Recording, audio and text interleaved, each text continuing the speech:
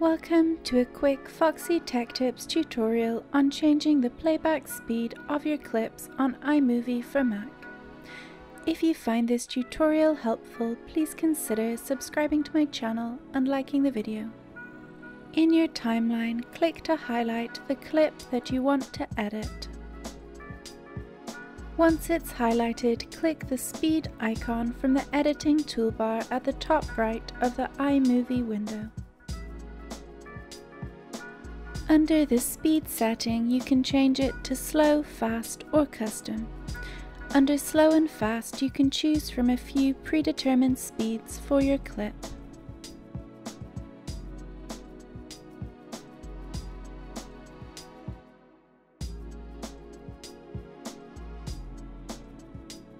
If you choose custom, you can enter any speed you want to.